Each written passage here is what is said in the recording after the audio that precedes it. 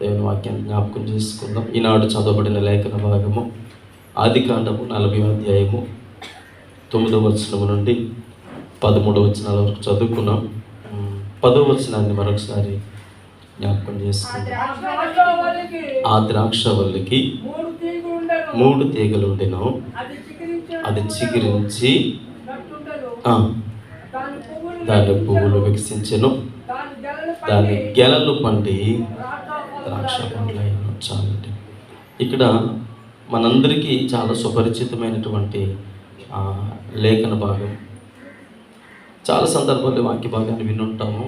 అంత మాత్రమే కాదు, ద్రాక్ష వల్లి అంటే ఏంటో తెలుసు, ద్రాక్ష తీగలు అంటే ఏంటో కూడా మనకి తెలుసు. ద్రాక్షవల్లి అని ఎవరిని సంబోధిస్తూ ఉంటాము? యేసుక్రీస్తు ప్రభుల వారికి సాదృశ్యంగా ఉంది. బైబిల్ గ్రంథంలో 3 సందర్భాలు ఈ ద్రాక్షవల్లి గురించి మనం జ్ఞాపకం చేసుకుంటే, ఒకటి ఇశ్రాయేలు జనాంగము, రెండవది యేసుక్రీస్తు ప్రభుల వారికి సాదృశ్యం, మూడవది సంఘానికి సాదృశ్యం. ఈ ద్రాక్షవల్లి ఈ 3 సందర్భాలలో మనం జ్ఞాపకం చేసుకుంటున్నప్పుడు ఇశ్రాయేలు జనాంగమున దేవుడు ఎందుకు ద్రాక్షవనముతో పోల్చాడు లేదా ద్రాక్షవల్లితో పోల్చాడు అని అంటే, ద్రాక్ష అనగానే మనందరికీ తెలుసు మాధుర్యాన్ని పంచేటువంటి పదానికి గుర్తుగా ఉంది. అంత మాత్రమే కాదు కానీ మరి యేసుక్రీస్తు ప్రభుల వారిని ఎందుకు ద్రాక్షవల్లితో పోల్చారంటే, యోహాను సువార్తలో మనందరికీ తెలిసిన వాక్య భాగం ఏంటంటే, నా యందు ఎవరైతే నిలుచుంటారో వారు ఫలిస్తారు అని యేసు ప్రభు వారు కూర్చున్నటువంటి మాట భక్తుడైన యోహాను గారు తెలియజేశారు. మూడవదిగా సంఘాన్ని ద్రాక్షవల్లితో పోలుస్తూ ఉన్నాడు. ఎందుకు సంఘము ద్రాక్షవల్లిని పోలి ఉండాలి అని అంటే, సంఘం అనేది క్రీస్తును అంటుకట్టబడి ఉంటేనే సంఘానికి ఫలింపు. అలాగే సంఘము అనగా ద్రాక్షవల్లి వల్లే ఫలించాలి అనేది దేవుని యొక్క ఉద్దేశము, ఆ యొక్క ఆలోచన విధానం. కనుక ఇక్కడ మనం జ్ఞాపకం చేసుకున్నటువంటి సందర్భాలు ఏంటంటే, 2 రకాలైనటువంటి ద్రాక్షవల్లు ఉన్నాయి. ఈ 3 సందర్భాలు, ఒకటి ఇజ్రాయేల్ జనాంగము, రెండవది యేసుక్రీస్తు ప్రభుల వారు, మూడవది సంఘము. అయితే ద్రాక్షవల్లిని 3 విధాలుగా పోల్చి మాట్లాడుకుంటూనే ద్రాక్షవల్లిని 2 రకాలుగా మనము పిలవచ్చు. అంటే 2 రకాల వ్యక్తిత్వాలు కలిగినటువంటి మనుషులు ఉన్నట్లుగానే 2 రకాల ద్రాక్షవల్లులు కూడా ఉన్నాయి. ఒకటి శ్రేష్టమైనటువంటి ద్రాక్షవల్లి, రెండవది వెర్రి ద్రాక్షవల్లి అంటాం. అంటే ఒక వ్యక్తి జీవితంలో 2 ద్వంద్వ తోరణ అంటాం కదా, 2 రకాల మనస్తత్వాలు ఉన్నట్లుగా ఇక్కడ శ్రేష్టమైనటువంటి ద్రాక్షవల్లి అంత మాత్రమే కాదు కానీ వెర్రి ద్రాక్ష అంటాం. శ్రేష్టమైన ద్రాక్షవల్లి ఎవరికి సాదృశ్యంగా ఉంది? యేసుక్రీస్తు ప్రభుల వారికి సాదృశ్యంగా ఉంది. ఆయన యందు ఉండేటువంటి జీవితాలు ఆశీర్వాదకరంగా ఉంటాయి. వెర్రి ద్రాక్ష ఎవరికి సాదృశ్యంగా ఉంది? అపవాదిగాడికి సాదృశ్యంగా ఉంది. భ్రమపరిచేటువంటి ఆత్మ అంటాం కదా, చాలా సందర్భాల్లో మనల్ని భ్రమపరచడానికి ఇలా ఉంటుంది. అంటే ఉదాహరణకి ఎలా ఉంటుంది అంటే, క్రైస్తవ జీవితంలోనే ఉంటాం, దేవుని బిడ్డలుగానే ఉంటాం, కానీ కొన్నిసార్లు భ్రమపడుతూ ఉంటాం. మనకు తెలియకుండానే మన జీవితాన్ని కబలిస్తూ ఉంటుంది. ఎగ్జాంపుల్ మీకు, అంటే ఈ పదం చెప్పొచ్చు చెప్పకూడదు తెలియదు, ఒక మాట నేను ఎగ్జాంపుల్ చెప్తాను. చూడండి, మనం ఎప్పుడైనా మాంసం కూర తిన్న తర్వాత కొద్ది పెద్దపాటి దుమ్ములు లాంటి పడి బాగా దాని ఉన్న మాంసం అంతా ఒలుచుకొని తినేసి పక్కన పడేసాం అనుకోండి. ఇప్పుడు కుక్క ఏం చేస్తుంది, అది దాన్ని ఎంతో డైమండ్ దొరికినట్లుగా దాన్ని చక్కగా పట్టుకుని వెళ్ళి కింద కాలు పెట్టి ఆ దుమ్ముని కాలు మీద పెట్టుకొని సింహపు ఆకారంలో కూర్చుంటుంది. ఎందుకని? నాకేం దొరికింది, మంచి దుమ్ము దొరికింది అనుకొని ఆ కాలు మీద పెట్టుకొని దాన్ని కొరుకుతూ ఉంటుంది. నిజానికి అందులో ఏముంది? ఏం ఉండదు. లోపల ఉన్న మూలు కూడా తీసేస్తారు, పైన ఉన్న మాంసం అంతా ఒలిచేస్తారు. ఆ దుమ్మును కొరుకుతూ ఉంటే కొన్ని సందర్భాలలో దానికి ఉండేటువంటి ఆ దుమ్ముకున్నటువంటి ఆ సూది భాగం ఏదైతే ఉందో కొన్నిసార్లు ఆ కుక్క యొక్క నోటికి కూడా గుచ్చుకొని బ్లడ్ కారుతూ ఉంటుంది. ఎవరి నుండి కారుతుంది? దుమ్ము నిండా, కుక్క నిండా.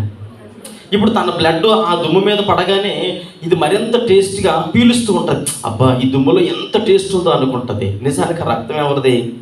ఈనాడు క్రైస్తవ విశ్వాసుల జీవితాలు కూడా అలాగే ఉన్నాయి. అపవాదిగాడు భ్రమ పెడుతూ ఉన్నాడు.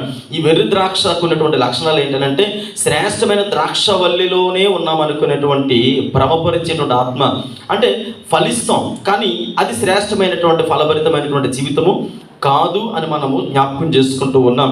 అంటే ఈ అపవాదిగాడు మన జీవితాలను ఎలా భ్రమపరుస్తూ ఉంటాడు అని అంటే, పైనున్న వారికి తెలియదు. చూడండి, కొన్నిసార్లు ఇంట్లో గోడ మీద బల్లులు ఉంటాయి కదా, పొరపాటున గోడ మీద ఒక బల్లి ఉంటుంది, కింద బకెట్లో నీళ్ళలో బల్లి పడిపోయింది అనుకోండి, అది ఏం చేస్తుంది?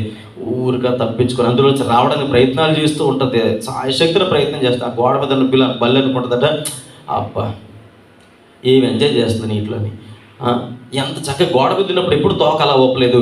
అప్పుడు చూడు ఎంత ఎంజాయ్ చేస్తుందని అనుకుంటుంది అట్లా నీళ్ళలో ఉన్న బల్లి ఏమో అనుకుంటుంది. ఒరే నువ్వు ఇక్కడికి వస్తే నీకు తెలిసి ఉండేది, నువ్వు ఇందులో పడి ఉంటే అప్పుడు తెలుస్తుంది. అంటే ఈరోజు మన జీవితాలు శ్రేష్టమైనటువంటి ద్రాక్ష తీగలకి వెర్రి ద్రాక్ష తీగలకి మరి వ్యత్యాసం అనేది ఉంది అని మనము జ్ఞాపకం చేసుకుంటూ ఉన్నాం. అంటే ఈ ఎగ్జాంపుల్స్ నేను మీకు ఎందుకు తెలియజేస్తానంటే, పానదాయకుడు ఆయనకు వచ్చినటువంటి కళలో 3 రకాలైనటువంటి పరిస్థితులు మనం చూస్తూ ఉన్నాం. 3 రకాల పరిస్థితులు ఏంటంటే 10వ వచనం ఎందుకు చదివించారంటే, అందులో ఒకటి మనం జ్ఞాపకం చేసుకున్నప్పుడు మొట్టమొదటిగా చిగురించేటువంటి మనస్తత్వం, రెండవది పుష్పించేటువంటి మనస్తత్వం, మూడవది ఫలభరితమైన జీవితము. ఈ వెర్రి ద్రాక్షలోని శ్రేష్టమైన ద్రాక్షలోని 3 లక్షణాలు కనపడతాయి. 3 లక్షణాలు ఉంటాయి, రెండిట్లోనే ఉంటాయి. అయితే ఏది శ్రేష్టమైనటువంటి జీవితము, ఏది భ్రమపడేటువంటి జీవితము మనం ఆలోచన చేస్తున్నప్పుడు యేసుక్రీస్తు ప్రభుల వారు చెప్పినటువంటి విధముగా యోహాను సువార్తలు మనం జ్ఞాపకం చేసుకుంటే, ఇదిగో ఎవడు నా యందు నిలిచి ఉంటాడో, ఎవని యందు నేను నిలిచి ఉంటానో, ఎవని యందు నా మాట నిలిచి ఉంటుందో వాడు మాత్రమే ఫలిస్తాడు అని యేసుక్రీస్తు ప్రభుల వారు చెప్పినట్లుగా మనము చూడగలుగుతూ ఉన్నాం. యేసుక్రీస్తు ప్రభుల వారు మరి ఒకటి ఇజ్రాయేల్ జనాంగము ద్రాక్షవనము, రెండవది యేసుక్రీస్తు ప్రభుల వారు, మూడవది సంఘము. సంఘానికి ఉండవలసినటువంటి లక్షణాలు, యేసుక్రీస్తు ప్రభుల వారిని అంటు కట్టబడి ఉండాలి. ఇప్పుడు నా ముందున్నటువంటి చెట్టు ఏదైతే ఉందో దానిని ఆనుకున్నటువంటి కొమ్మలు ఉన్నాయి.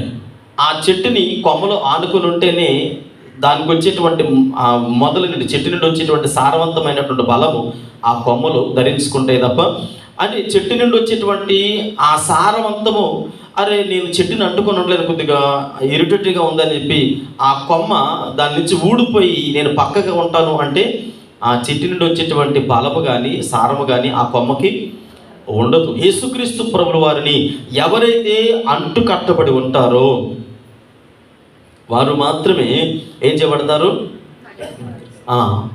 చిగురిస్తారు. చిగురించేటువంటి లక్షణం అనేది ఆ చెట్టును అంటుకొని ఉంటేనే వారు చిగురించేటువంటి లక్షణాలు కలిగిన వారిగా ఉంటారని దేవుని సేవకుడిగా తెలియజేస్తూ ఉన్నాం. చెట్టు కొమ్మకి చెట్టుకి ఉండేటువంటి ఆ చక్కటి ఆ బంధం అనేది ఉండాలి, లేదంటే కొమ్మ వేరుగా ఉండేది కూడా ఫలించలేదు అని మనం జ్ఞాపకం చేసుకుంటూ ఉన్నాము. అయితే బైబిల్ గ్రంథంలో జ్ఞాపకం చేసుకున్నప్పుడు ఎండిపోయినటువంటి జీవితాలు అంటే శుక్రవారం నేను తెలియజేశానంటే మన సొంతంగా ఏది కూడా సాధించలేము. దేవుని చిత్తము, దేవుని యొక్క కృప అవన్నీ కూడా మన చెంతనుంటేనే ఏదైనా చేయగలము. మళ్ళీ చెప్తున్నాను, చెట్టు నుంచి కొమ్మ వేరుపరచబడి నేను ఫలిస్తానులే అనుకుంటే ఆ ఫలభరితమైనటువంటి జీవితము అంత ఆశీర్వాదకరంగా ఉండదు. అందుకనే ఎండిపోయినటువంటి జీవితాలు కలిగినటువంటి వారికి చాలా సందర్భంలో లోకంలో నేను వెర్రి ద్రాక్షల గురించి మాట్లాడుతున్నప్పుడు ఏమంటున్నానంటే, ఇప్పుడు వెర్రి ద్రాక్ష ఫలిస్తుంది కానీ ఉపయోగము ఉండదు, అది ఆశీర్వాదం కాదు. అయితే ఎండిపోయిన తర్వాత మనకు అర్థమయ్యేటువంటి జీవితం ఏంటంటే, మరి దాన్ని ఫలభరితంగా మార్చగలిగిన వారు ఎవరు, ఎవరైనా దాన్ని సారవంతంగా తయారు చేయగలరా అని అంటే బైబిల్ గ్రంథంలో మనందరికీ సుపరిచితమైనటువంటి ఒక సందర్భాన్ని మీకు పరిచయం చేస్తూ ఉన్నాను. అదేంటంటే, ఒక దైవజనుడు ఎండిపోయినటువంటి కర్రను తీసుకొచ్చి మందిరంలో పడేసాడు. ఎక్కడది? దేవుని పాదముల చెంత. అంటే దేవునితో అంటు కట్టబడిన జీవితాలు చిగురిస్తాయి అనడానికి నిదర్శనం. ఎండిపోయినటువంటి కర్రను తీసుకొచ్చి దేవుని మందిరంలో పడేస్తే ఆ కర్ర కాస్త తెల్లవారేటప్పటికి చిగురించడం మాత్రమే కాదు కానీ పుష్పించింది, ఫలాలు కూడా వచ్చాయి. అంటే ఈ 3 సందర్భాలు మనకు కనబడుతూ ఉన్నాయి. అంటే ఒక వ్యక్తి శ్రేష్టమైనటువంటి వ్యక్తిగా ఉండాలి, శ్రేష్టమైనటువంటి ఆశీర్వాదం కావాలి అని అంటే వెర్రి ద్రాక్ష చెట్టుతో భ్రమపరిచేటువంటి ఆత్మతో నడిచేటువంటి ఆత్మీయ జీవితం ఫలభరితం కాదు. ఏది ఫలభరితమైన జీవితం అని అంటే శ్రేష్టమైనటువంటి తీగను అనగా ఆ ద్రాక్ష వనముతో అంటు కట్టబడినప్పుడు ఆ శ్రేష్టమైన తీగ యేసుక్రీస్తు ప్రభుల వారు. యేసుక్రీస్తు ప్రభుల వారిని అంటు కట్టబడినటువంటి కొమ్మ ఆ మందిరములకు అహరోను గారు తీసుకొచ్చినటువంటి ఎండిపోయినటువంటి జీవితాలు, ఈనాడు ఎండిపోయినటువంటి జీవితాలు కలిగిన వారు, అనేకమైనటువంటి పరిస్థితుల్లో ఉన్నవారు దేవుని మందిరానికి వచ్చిన తర్వాత వారి జీవితాలు ఏం చేస్తాయి? చిగురిస్తాయి, ఆ తర్వాత పుష్పిస్తాయి, ఆ తర్వాత ఫలాలు ఫలిస్తాయి. ఈ 3 లక్షణాలు మన జీవితంలో ఉన్నప్పుడు మరి ఎలా మన జీవితంలో గమనించగలమండి అని అంటే, యేసుక్రీస్తు ప్రభువు వారిని గతించినటువంటి శుక్రవారం, ఈ శుక్రవారం కాకుండా గత శుక్రవారం నేను తెలియచేశాను, యేసుక్రీస్తు ప్రభువు వారిని ఏం చేయాలట? హత్తుకొని ఉండాలి. హత్తుకొని ఉన్నప్పుడు ఖచ్చితంగా ఫలిస్తాం. చాలా సందర్భాలలో మనకి అర్థం కానటువంటి లేదంటే తెలుసుకోలేనటువంటి విషయం ఏంటంటే, ఆ పర్వాలేదు, ఏమైనా పర్వాలేదు, ఊరికే చింతిస్తూ ఉంటాం. యేసుప్రభువు వారు అన్నారు, నువ్వు చింతించడం ద్వారా మోరుడు ఏమవలేవు కదా, ఏమీ సాధించలేవు చింతించడం. ఎందుకు చింతిస్తూ ఉన్నావు? అందుకని అంటాడు ఆయన, గడ్డిని చూడు ఒకసారి, అడవి గడ్డి పువ్వు చూడు ఒకసారి, దాని అందం చూడు, దానికి ఎవరు అంత అలంకరణ ఇచ్చారు? సొలొమోను కంటే కూడా, సొలొమోను తయారు చేసినటువంటి ఆ సుందర నగరాల కంటే, పట్టణాల కంటే దేవుడు తయారు చేసినటువంటి ఆ గడ్డికి చాలా చక్కటి ఆకారం ఉంది. దాన్ని ఎవరైనా విత్తారా? ఎవరు విత్తలేదు. అసలు ఏమి, ఉదయం పుడుతుంది, సాయంత్రానికి మాడి పసిపోతుంది, పడిపోద్ది, ఎండ గట్టిగా తగిలితే వాడిపోద్ది. అంటే దానికంటే మనం మరింత శ్రేష్ఠులు. అందుకని దేవుడు అంటాడు, ఆకాశ పక్షులు చూడండి, అవి విత్తవు కోయవు, అసలు ఎక్కడ దాచుకోవు, కానీ వాటి క్రమము చొప్పున దేవుడు వాటికి ఆహారాన్ని సిద్ధపరుస్తున్నాడు. వాటికి లేనటువంటి చింత మీకెందుకు అని దేవుడు అంటూ, అంటే ఇప్పుడు చింతించడం ద్వారా మనకు వచ్చేటువంటి బలహీనతలు, అనేక రకాలైనటువంటి ఇబ్బందుల్లోకి వెళ్ళిపోతుంది తప్ప ఏ విధమైనటువంటి ఆశీర్వాదకరమైనటువంటి పరిస్థితుల్లోకి ఉండలేమని దేవుని సేవకుడిగా తెలియజేస్తూ, ప్రతి చిన్నదానికి భయపడిపోతూ ఉంటాం. ప్రతి చిన్నదానికి దేవుడు వాటిని అలంకరించినటువంటి దేవుడు ఈనాడు నిన్ను నన్ను కూడా అలంకరించడానికి సిద్ధంగా ఉన్నాడు. చూడండి, కొన్నిసార్లు పిల్లలు వస్తారు స్కూల్ నుంచి వచ్చి, స్కూల్లో 5,000 కట్టాలంట అంటారు, అంతే. బ్యాగ్ అక్కడ పడేసి పారిపోతారు. స్కూల్లో 5,000 కట్టాలంట అంటారు, అంతే. వాడు ఏం దాని గురించి జ్వరం పెట్టుకోడు, తినడం మానేడు, బట్టలు వేసుకోవడం మానేడు, ఆడుకోవడానికి బ్యాట్ పట్టుకొని ఆడుకోవడానికి పోతాడు. అరే 5,000 కట్టాలని కనీసం చింత ఉండదు వాడికి. కానీ తల్లిదండ్రులకు మాత్రం, అరే 5,000 కట్టాలన్నావు కదా, ఎలాగొస్తాయో ఏంటో ఆలోచించామంటే, నాకు తెలియదు, నువ్వు ఉన్నావు కదా అంటాడు. అంటే వాడికి ధైర్యం ఏంటి? తల్లిదండ్రులు ఉన్నారు కనుక వాళ్ళు కట్టుకుంటారులే అనేటువంటి ధైర్యము. ఈరోజు ఇహలోక సంబంధమైనటువంటి జన్మనిచ్చినటువంటి తల్లిదండ్రుల మీదే పిల్లలు అంత ఆధారపడితే, సర్వలోక చక్రవర్తి అయినటువంటి నాథుడు మనల్ని ఏ రూపంలో ఉండాలో, ఎలా ఉండాలో, ఏ విధంగా ఆశీర్వదించబడాలో అన్ని విధాలుగా కూర్చొని తయారు చేసినటువంటి దేవుడు మన అవసరాలు తీరుస్తాడు. చిగిరించడానికి ఎన్నో రీతిలుగా మనము బెంగపెట్టేసుకుంటాం, అంటే భయపడిపోతుంటాం, ప్రతి చిన్న విషయానికి ఆందోళన చెందుతూ ఉంటాం. కానీ దేవుడు అంటాడు, ఏం పర్వాలేదు, చిగురించి పుష్పించి ఫలించేలాగా ఉండాలి అని అంటే ఖచ్చితంగా ఎక్కడికి వెళ్ళాలి? దేవుని మందిరానికి రావాలి. లేదయ్యా, నా జీవితం ఎండిపోయింది, నా జీవితం మోడుబారిపోయింది, నా జీవితము చాలా భయంకరమైన దుస్థితిలోకి వెళ్ళిపోయింది, కష్టమే, ఇంకా అందరూ కూడా చేతులు ఎత్తేస్తారు, ఏమో ఏ సమయంలో ఎలా ఉంటుందో తెలియదు అంటే, నేను అంటాను దేవుని సేవకుడిగా, దేవుని మందిరానికి తీసుకొచ్చిన ఎండిన కర్ర ఒక్క రోజులో ఫలాలు ఫలించినట్లుగా ఈరోజు మన జీవితాన్ని దేవుడు మార్చలేడా? ఖచ్చితంగా మన జీవితంలో దేవుడు కార్యం చేయడానికి సిద్ధపాటు కలిగినటువంటి దేవుడు. అందుకనే ఇక్కడ చూడండి, ఒకటి చిగురించాలి, రెండవది పుష్పించాలి. దానికి సరైనటువంటి స్థలము దేవుని మందిరం. దేవుని మందిరంలో కాకుండా మనంతటా మనం చింతించడం ద్వారా ఆ కార్యాలు విజయాలు పొందుకోలేము, లేదంటే వేరే వేరే మార్గాలు ఎన్నుకోవడం ద్వారా ఏ విధమైన ఉపయోగం ఉండదు. కానీ కేవలం దేవుని సన్నిధికి వచ్చి అహరోన్ చేసింది అదే, ఎండిపోయినటువంటి ఆ కర్రను తీసుకుని వచ్చి, చూడండి ఒకసారి వాక్యభాగం చదవండి. సంఖ్యాకాండం 17వ అధ్యాయం 5వ వచనం చదవడం. సంఖ్యాకాండము 17వ అధ్యాయము 5వ వచనము. అప్పుడు నేను ఎవరిని ఏర్పరచుకుందునో వారిని కర్ర చిగురించును, ఇశ్రాయేలు మీకు విరోధముగా వినబడు. చాలండి. ఎవరిని అంటే దేవుడు ఎవరిని ఏర్పాటు చేసుకుంటాడో ఆ కర్ర ఫలిస్తుంది. అంటే ఎవరిని ఏర్పాటు చేసుకున్నారు? ఈ లోకంలో పిలువబడిన వారు అనేకులు, ఏర్పాటు చేయబడిన వారు కొందరే. శుక్రవారం నాడు నేను ఒక మాట మీకు తెలియజేశాను.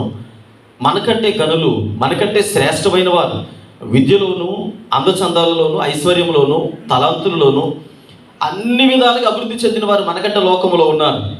ఏమంటే మనకు తెలిసి మనకు ఉన్నటువంటి గృహాల కంటే ఈ పెద్ద గృహాలు కట్టుకున్న వారు లోకంలో లేరా? మనకున్న కార్ల కంటే గొప్ప కార్లు కొనుక్కున్న వారు లోకంలో లేరా?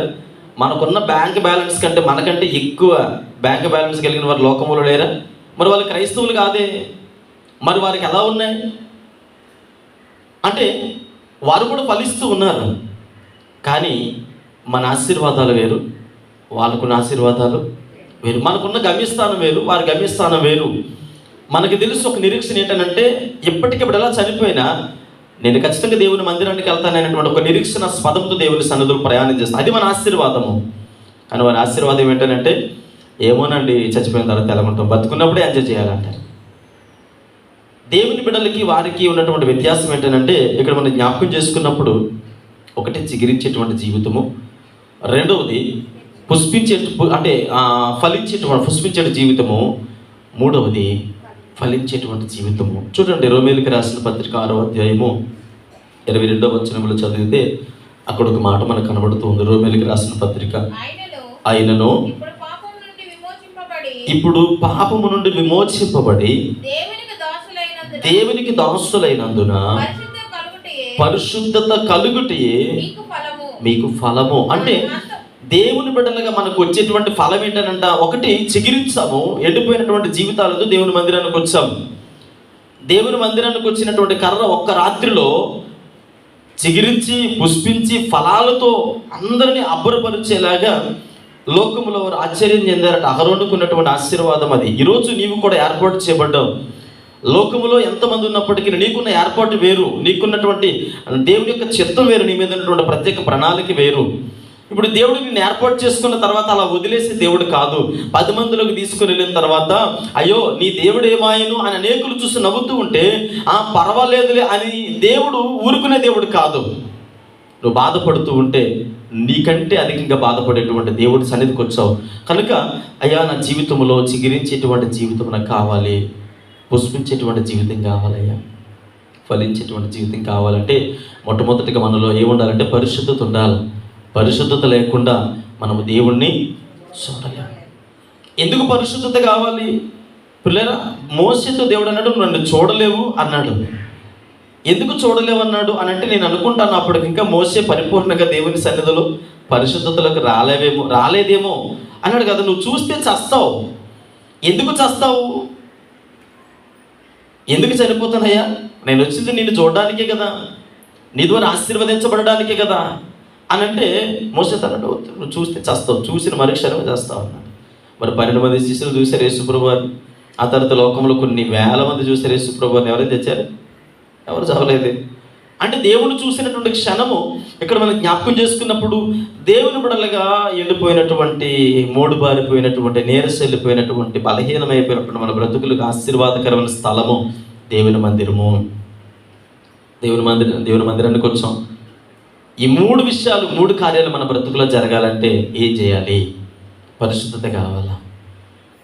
అదే అంటున్నాడు యోసేపు. అంటాడు, నీ రాజు నీకు మరలా పూర్వ వైభవమును తిరిగి ఇస్తాడు. అంతకుముందు నేను ఎలా గౌరవించేవాడో, అంతకుముందు నీకు ఏ స్థానాన్ని ఇచ్చాడో ఆ స్థానాన్ని ఇస్తాడు. అయితే ఇవ్వాలి.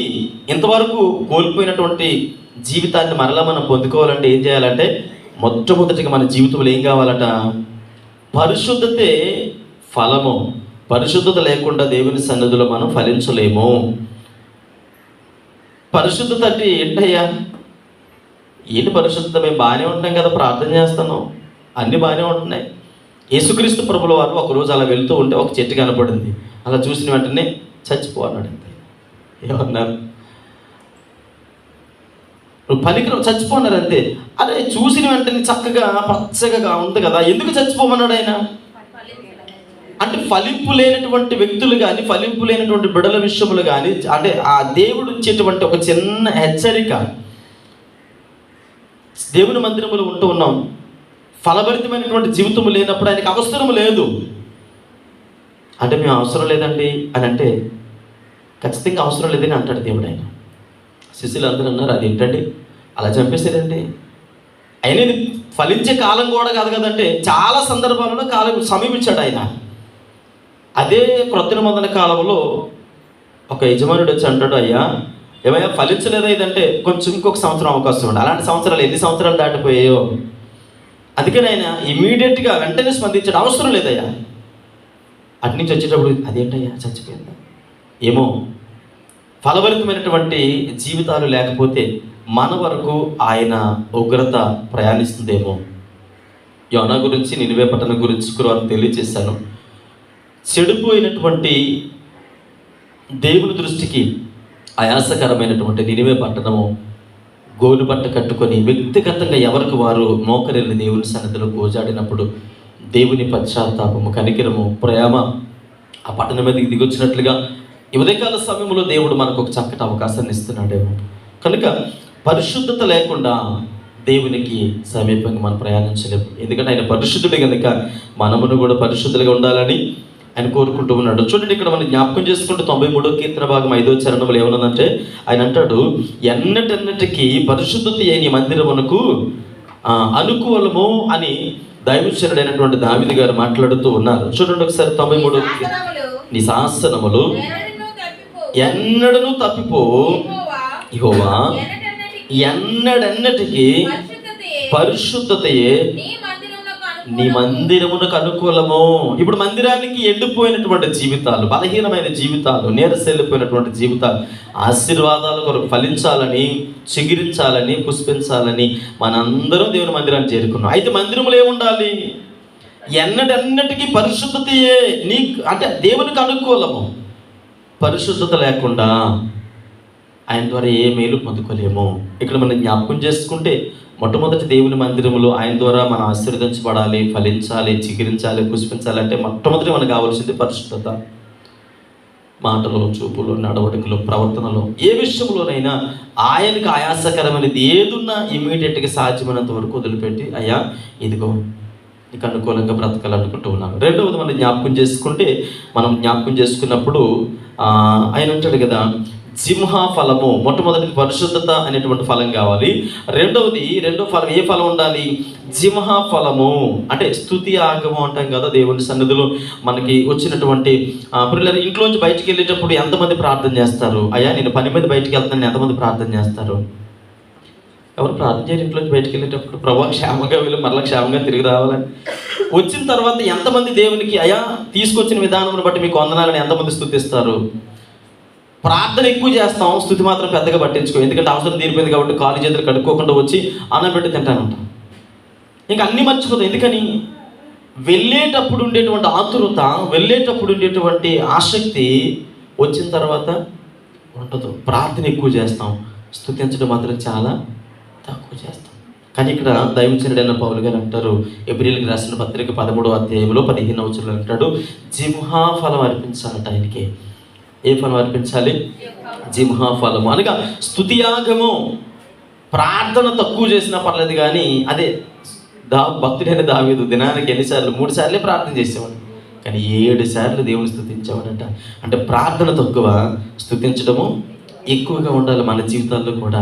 ఒకటి పరిశుద్ధత అనే ఫలం కావాలి, రెండవది జింహా ఫలం అనగా స్తుతియాగమైనటువంటి ఫలం కావాలి, మూడవది మనం జ్ఞాపకం చేసుకుంటే గలతీయులకు రాసిన పత్రిక 5వ అధ్యాయం 22వ వచనంలో మనందరికీ తెలుసు ఆత్మఫలాలు.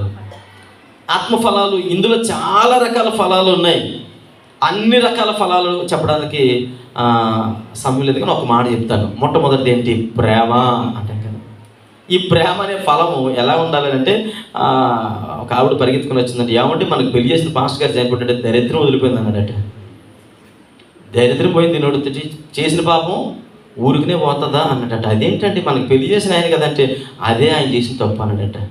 అంటే ఇతనికి ఆ పెళ్ళి ఇష్టం లేదు, చేసిన పాపం ఊరికినే పోతుంది. అంటే ప్రేమ ఇక్కడ మనం జ్ఞాపకం చేసుకున్నప్పుడు ఇలాంటి ప్రేమ కాదు. దేవుడు మన పట్ల చూపించినటువంటి ప్రేమ ఎలాంటిదని అంటే, మనల్ని ప్రేమించాడు కనుక ఆత్మఫలాల్లో మొదటి ప్రేమ. మన కొరకు తనను తాను రిక్తినిగా చేసుకొని ఈ లోకానికి వచ్చినటువంటి దేవుడు, ఆయన మన పాపముల కొరకు తన ప్రాణమును కలువరి సిలువలో అర్పించినటువంటి దేవుడిగా మనం జ్ఞాపకం చేసుకుంటూ ఉన్నాం. పిల్లల, ప్రేమ కలిగినటువంటి వ్యక్తుల మధ్య, ప్రేమ ఉన్నటువంటి కుటుంబాల మధ్యలో ఎలా ఉంటుందని అంటే, గంజినీళ్ళు తాగినా బయటకు వచ్చి ఏం చేస్తారో తెలుసా?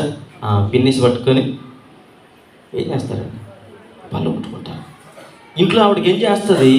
గెంజితో తింటాడు. చక్కగా బయటకు వచ్చిన తర్వాత అందరూ అడుగుతారు, ఏం తిన్నావు అంటే, దుమ్ములు పళ్ళులో ఉండిపోయి అంటాడు. అంటే ప్రేమ కలిగిన వారి ఇంట్లో కారం మెతుకులు తిన్నా మమకారాలు ఎక్కువ ఉంటాయి, ప్రేమలో ఆప్యాయతలు ఎక్కువ ఉంటాయి. ఈ దగ్గర ఏం చెప్పుకోడు, ఆ పూటకి ఏం తిన్నా తినకపోయినా బయట ఎక్కడ చెప్పుకోడు. ఎందుకని? అది ప్రేమ కలిగిన ఇంట్లో బిర్యానీ తిన్నా రోజు ఏమంటాడు? నరకయాత్ర అనిపిస్తుందని అంటాడు. ఎంత ఫాస్ట్ గారు ఆవిడ దరిద్రం వదిలిపోయింది అన్నట్టుగా ఇలా ఉంటాయి అన్నమాట. అంటే ఆత్మఫలాలు మన జీవితంలో లేనప్పుడు ప్రేమ మన వ్యక్తిగత జీవితంలో ఉండదు, కుటుంబ జీవితంలో ఉండదు, సంఘ జీవితంలో ఉండదు. ఎక్కడ అసలు ప్రేమ అనేది కనబడదు. ఒకవేళ ఉన్న ఆ ప్రేమ నటనతో కూడినదే ఉంటుంది. ఒకవేళ ప్రేమ ఉన్న వేషధారణతో కూడినదే ఉంటుంది. కొన్ని సందర్భాలలో అంటే కొన్ని సందర్భాల్లో చాలా మంది వ్యక్తుల జీవితాల్లో కొన్ని కుటుంబాల జీవితాల్లో మనం చూస్తూ ఉంటాం.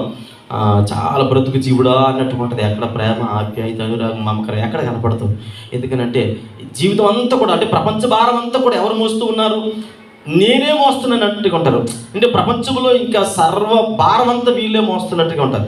ఎక్కడ ఉన్నది నాకు తెలిసి మహా అయితే మనిషి జీవితం ఎంతకాలం జీవిస్తాడు అంతే. ఇవన్నీ పక్కన పెడితే కనీసం సంతోషంగా జీవించేటువంటి దినాలు కొన్ని దినాలే. భూమి మీద ఉన్న కొన్ని దినాలైనా చక్కగా హ్యాపీగా నలుగురితో చక్కగా సంతోషంగా బ్రతికి ఆ జీవితాన్ని వదిలిపెట్టేస్తే సరిపోతుంది. అంతకుమించి జీవితం మరొక జీవితం ఉంది, ఇంకొక జీవితం ఉంది, మళ్ళీ వచ్చి జన్మిస్తాడు, మళ్ళీ ఇంకా తర్వాత చూద్దామండి, ఇంకా తర్వాత ఏమి ఉండదు. ఉన్న కొద్ది రోజులే సంతోషంగా బ్రతకలేనటువంటి జీవితం. చూడండి, ఇక్కడ మనం జ్ఞాపకం చేసుకుంటే ఒక మాట మీకు చూపిస్తాను. న్యాయాధిపతుల గ్రంథము 9వ అధ్యాయము, న్యాయాధిపతుల గ్రంథము 9వ అధ్యాయము 12వ వచనం చదవండి ఒకసారి. వాక్య భాగం జ్ఞాపకం చేసుకుందాం. నీవు వచ్చి మమ్మను నేలుమని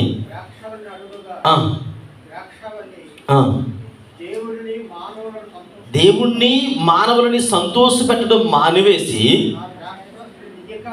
నా ద్రాక్ష రసమును ఇయ్యక మాని.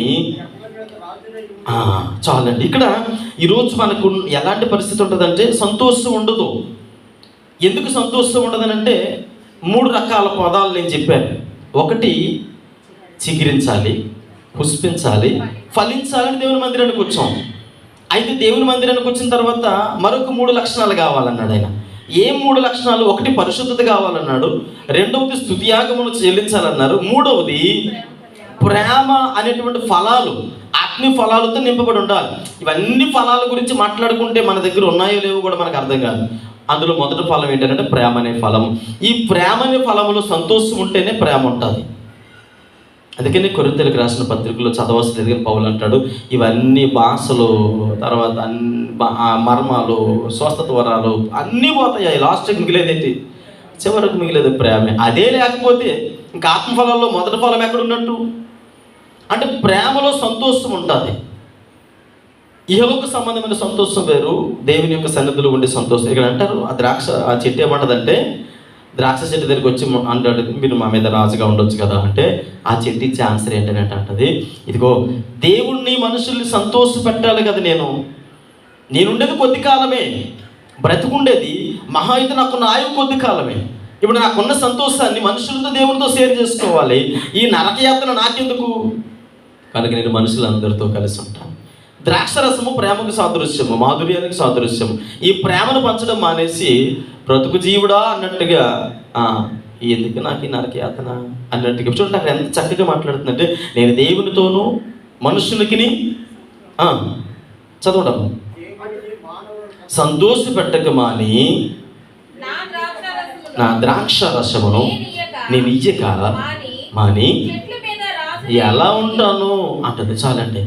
మనం ఏం చేస్తామంటే ఈ ప్రేమ, సంతోషం ఇవన్నీ వదిలిపెట్టేసి లోకములో ఉన్న పరిస్థితులన్నీ, ఇక ప్రపంచం అంతా కూడా ఆ బాధలన్నీ మనమే అన్నట్టుగా, సమస్యలన్నీ మనమే అన్నట్టుగా, ఇంకా లేని పరిస్థితులన్నీ కూడా మనలోకి తెచ్చుకొని ఇంకా అసలు మన ఫేస్లో సంతోషం, సమాధానం ఉన్నవు ఏముండదు. ఇంకా అన్నీ కూడా మన ఫేస్లో చక్కగా ఎల్ఈడి స్క్రీన్లో కనబడినట్లు కనపడుతూ ఉంటాయి. నిజంగా బాగోపోతే అది వేరే విషయం. కానీ చింతించి హృదయంలో ఉన్న వ్యాధినంతా బయటకు తెచ్చుకోవటం వల్ల వచ్చేటువంటి అనేక అనార్థాలు. ఇక్కడ ద్రాక్షరసం గురించి మనం మాట్లాడితే ఆయన అంటాడు కదా, ఇదిగో పానదా, ఇక్కడ నీలో ఈ లక్షణాలు ఉన్నప్పుడు చిగురిస్తావు, పుష్పిస్తావు, ఫలిస్తావు. అయితే నీలో ఈ 3 లక్షణాలు కావాలంటే, రాజు మరల నేను చేర్చుకోవాలంటే పరిశుద్ధత కావాలి, త్యాగం చెల్లించాలి, మూడవది ఆత్మఫలాలు ఉంటాయి. కాబట్టి అప్పుడు మరలా రాజు నీకు పూర్వ వైభవాన్ని ఇస్తాడు, దగ్గరికి చేర్చుకొని నీకు మరలా ఆయన తన ప్రేమను నీకు ఇస్తాడు అని చెబుతూ ఉన్నాడు. చూడండి 37వ కీర్తన భాగము 23వ చరణాన్ని చదువుకుందాం. 37వ కీర్తన భాగము 23వ చరణంలో చదివితే, అమ్మా ఒకని నడత యెహోవా చేతని స్థిరపరచబడును. వారి ప్రవర్తన చూచి ఆయన ఆనందించను. చాలండి. ఇప్పుడు పానదాయకుడితో యోసేపు మాట్లాడుతున్నాడు. యోసేపు యేసుక్రీస్తు ప్రభుల వారికి సాదృశ్యంగా కనబడుతూ ఉన్నారు. ఆయన అంటాడు కదా, ఇదిగో నీ నడతను ఆయన మెచ్చాలి. తండ్రి అయిన దేవుడు నీ నడతను మెచ్చాలి. దేవుని మందిరానికి వచ్చినప్పుడు ఆయన నిన్ను బట్టి ఆనందించాలి. యేసుక్రీస్తు ప్రభుల వారి నామములో అడుగుతున్నాము తండ్రి అని ప్రార్థన చేసే మనము ఇప్పుడు ఆయన ఏమని సిఫారసు చేయాలి మన పక్షాన? సిలువ మీద ఉన్న దొంగ గురించి యేసుప్రభు వారు అన్నారు, నీకు పర్లేదు వచ్చే నేను రికమెండ్ చేస్తానన్నాను. ఏం చూసి రికమెండ్ చేశాడు యేసుప్రభు వారు? ఆయనలో ఉన్నటువంటి పశ్చాత్తాపాన్ని చూసి. ఇప్పుడు మన పక్షాన ఆయన సిఫారసు చేయాలి అని అంటే ఏం చూసి వచ్చాం? పరిశుద్ధత ఉందా? దేవుని సన్నిధిలో విధేయతతో కూడినటువంటి, దీనత్వంతో కూడినటువంటి, తగ్గింపుతో కూడినటువంటి స్తుతియాగం ఉందా? స్తుతియాగము సర్వాంగము అని అంటాం కదా. అంటే మూడవది మనం జ్ఞాపకం చేసుకున్నప్పుడు ఆత్మ ఫలాలు ఇవేమీ లేకుండా ఆయన దగ్గరికి వెళితే పానదాయకుడిని యాక్సెప్ట్ చేసేవాడు కాదేమో. ఇప్పుడు యోసేపు అంటూ ఉన్నాడు, నేను మరలా చేర్చుకుంటాడయ్యా, నేను ఉన్నాను కదా నీకెందుకు, నేను చెప్తున్నాను కదా, చేర్చుకుంటాడు ఆయన. మనకు కూడా అలాంటి భరోసా ఇస్తూ ఉన్నాడు ఉదయకాల సమయంలో. చూడండి ఇక్కడ అంటాడు ఆయన, నిన్ను ఆయన దేన్ని బట్టి ఆనందిస్తాడంటే ఒకరి ప్రవర్తనను బట్టి ఆనందిస్తాడట, ఒకరి నడకను బట్టి ఆనందిస్తాడట. అంటే ఈ మూడు లక్షణాలు మనలో కనబడినప్పుడు, పరిశుద్ధత, స్తుతియాగము, ఆత్మఫలాలు చూసినప్పుడు ఆయన మెచ్చుకొని సంతోషించి, గత కొన్ని వారాలుగా మనం జ్ఞాపకం చేసుకుంటున్నాం కొన్ని అంశాలని కంబైన్డ్గా మనం జ్ఞాపకం చేసుకుంటూ ఉంటే, యోగు గురించి ఆయన ఏమని సాక్ష్యం ఇచ్చారంటే, నా కుమారుడే.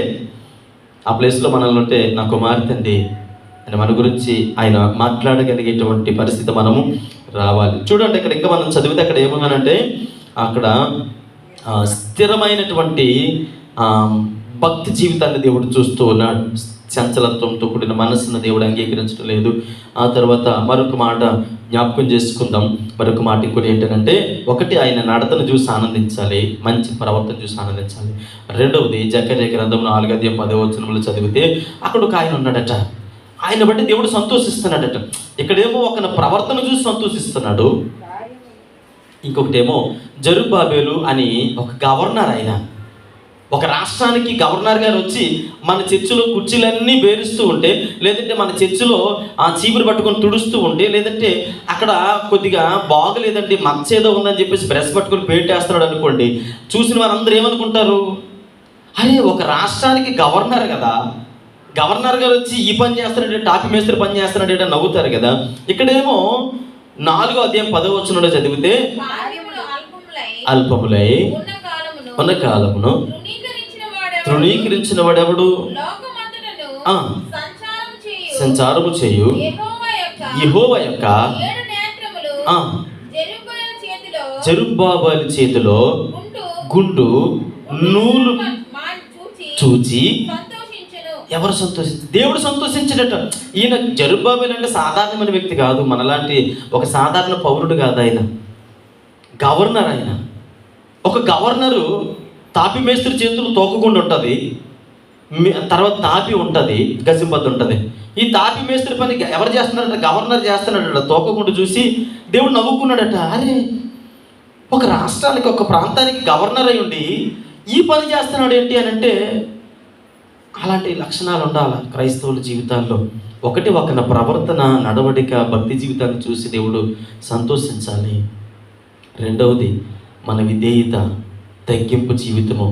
అంటే చాలా సందర్భాలు మనం దేవుని పని చేయడానికి, దేవుని పరిచర్య చేయడానికి దేవుని మందిరంలో రానున్న దినాల్లో చాలా కార్యక్రమాలు ఉన్నాయి. అంటే అందరూ చేయగలమా అంటే ఎవరికి తోచినటువంటి పని వాళ్ళు. దేవుని మందిర పరిచర్యలో నాది కాదు కదండి అని ఎవరికి వారు వెనకెట్టుకుని ఉంటే ఆ పని అక్కడే అయిపోద్ది. అరే దేవుని మందిర పరిచర్యలో దేవుని మందిరం చుట్టూ కొద్దిపాటి పరిస్థితులు అలా ఉన్నాయి కదా. వాక్యం ఏం చెప్తుంది? దేవుని మందిరం ఎలా ఉంటే శరంబేలు వేసినటువంటి ఇల్లు, స్లాబ్ వేసిన ఇల్లులో చక్కగా ఉన్నారు కదా మీరు మలాకి గ్రంథంలో అన్నట్టుగా. ఇప్పుడు చాలా సందర్భాలలో కొన్నిసార్లు మనకి ఎలా ఉంటుందంటే, దేవుని మందిరాన్ని చేసేవారు ఉన్నారు కదండి, పని చేసేవారు ఉన్నారు కదా అని అంటే మన స్థాయిలో మనం చూసుకుంటుంటే చాలా సందర్భాలు. కానీ నేను అంటాను, ఏ స్థాయిలో ఉన్నా ఒక గవర్నరే తాపి మేస్త్రి పనిచేయడానికి సిద్ధపడితే దానిని బట్టి దేవుడు సంతోషిస్తే మరి మన స్థాయి ఏంటో మనకు తెలియాలి, మనకున్నటువంటి జాబులు ఏంటో మనకు తెలియాలి, మన స్థితిగతులు ఏంటో మనకు తెలియాలి. దేవుని మందిర పరిచయ విషయంలో ఖచ్చితంగా అయా నా వంతు పాత్ర నేను పోషిస్తాను. ఇది దేవుని పని కదా, నాకు ఏదైనా పని ఉంటే చెప్పండి. ఇది నా శక్తి వంచన లేకుండా దేవుడు ఇచ్చి నాకు ఆరోగ్యం ఇచ్చాడు కదా, ఏదో పని చేసి పెడతాను. అందరూ బోధించే పని ఉండదు, అందరూ పాటలు పాడే పని ఉండదు, అలాగే అందరూ ఏవో కొన్ని కార్యక్రమాలు చేసే పని ఉంటుంది. అంటే దేవుని మందిరంలో ఖచ్చితంగా ఏదో ఒకటి అవసరత ఉంటుంది. అలాగని మాకు ఎవరు చెప్పలేదు కదా అని అంటే దేవుని మందిర పరిచయం ఎవరికి చెప్పేది. జెరుబ్బాబెలుకి ఎవరైనా చెప్పారా? ఎవరు చెప్పారు. నెహెమీయాకి ఎవరైనా చెప్పారా? ఎజ్రాకి ఎవరైనా చెప్పారా? ఎవరో చెప్పలేదు. అంటే ఒక గవర్నర్ వచ్చి తాపి మేస్తే తాపి పట్టుకొని పని చేయడానికి వస్తే దేవుడు చూసాడట, ఇది కదా నా కుమారుడి యొక్క వ్యక్తిగత జీవితం. ఈరోజు మన దేవుని సన్నిధిలో ఫలించాలి, చిగురించాలి, పుష్పించాలి. ఇలాంటి ఫలాలకి మనం ఎన్నో దినాలకు ఎదురు చూస్తూ ఉన్నాం. అయితే కావాలంటే ఖచ్చితంగా ఏముండాలి? పరిశుద్ధత ఉండాలి, సుత్యాగం ఉండాలి, ఆత్మఫలాలు ఉండాలి. ఆత్మఫలాలలో మొదటిది ప్రేమ. అయితే ప్రేమలో సంతోషం ఉండాలి. సంతోషము నీవు సంతోషించడం మాత్రమే కాదు, దేవుడిని కూడా సంతోషపెట్టాలి. మరి దేవుడు ఎలా సంతోషిస్తాడంటే ఒకరి నడతను చూసి దేవుడు సంతోషిస్తాడట. మరి ఎలాంటి నడత ఉండాలి? తనను తగ్గించుకున్న వాడిని బట్టి దేవుడు సంతోషిస్తాడు. శుక్రవారం ఆ మాట కూడా జ్ఞాపకం చేశాను. తగ్గింపు జీవితం ఉండాలి. లేదయ్యా నేను ఎందుకు తగ్గాలి అంటే దేవుని కంటే ఎవరు గొప్పలమే కాదు. ఈరోజు దేవుని మందిరానికి వచ్చాం కదా, ఏ ఉద్దేశంతో వచ్చాం? అయ్యా నేను చిగురించాలయ్యా, నీ సన్నిధిలో పుష్పించాలి, నీ సన్నిధిలో నేను ఫలించాలి, ఆశీర్వాదకరమైన పట్టిగా ఉండాలి. ప్రార్థన చేసుకుందాం, అందరూ లేచి నిలబడదాం, దేవుని సన్నిధిలో ప్రార్థన చేద్దాం. కొద్ది నిమిషాలు దేవుని అడుగుదాం. అయ్యా ఇదిగో ఆనాడు ఆ పానదాయకుడు ఇలాంటి జీవితాన్ని కలిగి ఉన్నప్పుడు మరలా తనకి నాయన మీ సన్నిధిలో చేర్చుకున్నారు. రాజు తన సముఖంలో పానదాయకులను చేర్చుకొని తన జీవితంలో ఉండేటువంటి ఆ తగ్గింపు లక్షణాలను చూసి మరలా తనను ఆ పూర్వ వైభవాన్ని ఆశీర్వాదం ఇచ్చాడు. ఈనాడు మా జీవితాలలో కూడా ఒకవేళ మేము పడిపోయిన వారిగా ఉన్నట్లయితే అయ్యా మీరు మమ్మల్ని చేర్చుకోవడానికి సిద్ధపడుతూ ఉన్నారు, మా పక్షంగా నిలబడడానికి సిద్ధంగా ఉన్నారు. తండ్రి మీకు వందనాలు. సర్వోన్నతుడా కృప కలిగిన ప్రభా మీకే మహిమ చెల్లిస్తూ ఉన్నాం. అయ్యా ప్రత్యేకించి ఉదయం సమయంలో ప్రభా మీ నామాన్ని గణపరచడానికి కృపనిచ్చారు. అయ్యా విన్న వాక్యాన్ని మా హృదయంలో భద్రపరచడానికి సహాయం దయచండి. అయ్యా ఇదిగో ప్రభా శ్రేష్టమైనటువంటి ద్రాక్ష దగ్గరగా మేము మాధుర్యాన్ని పంచేటువంటి ద్రాక్షలుగా, ప్రేమను పంచేవారిగా, అయ్యా ఇదిగో ప్రభా మీ పరిచర్యలో కొనసాగేవారిగా, దేవా ఇదిగో తండ్రి మీ కొరకు నిలిచేవారిగా ఉన్నట్లు సహాయం దయచండి. నా ప్రభా ఇదిగో తండ్రి పరిశుద్ధత, స్తుతియాగము, ఆత్మఫలాలు మాలో ఉన్నప్పుడు ప్రభా అయ్యా ఖచ్చితంగా మేము చిగిరిస్తాం ప్రభా. అయ్యా మేము పుష్పిస్తాం ప్రభా. అయ్యా ఇదిగో ప్రభా మేము ఫలిస్తాం, అనేకులకు ఆశీర్వాదకరంగా ఉంటాం ప్రభా. దేవా ఇదిగో తండ్రి మా ప్రభా అనేక రకాలుగా ప్రభా మీ మీద ఆధారపడుకుంటాం. మేము మా మీద మేము స్వనీతిని ఆధారం చేసుకోవడం ద్వారా అనేకమైనటువంటి వాటములు మేము చవి చూస్తాం. కనుక దయచేసి మమ్మల్ని మన్నించమని విన్నవాక్యం మా హృదయంలో భద్రపరచమని యేసు నామములో ప్రార్థించడానికి వేడుకుంటున్నాం తండ్రి. ఆమేన్.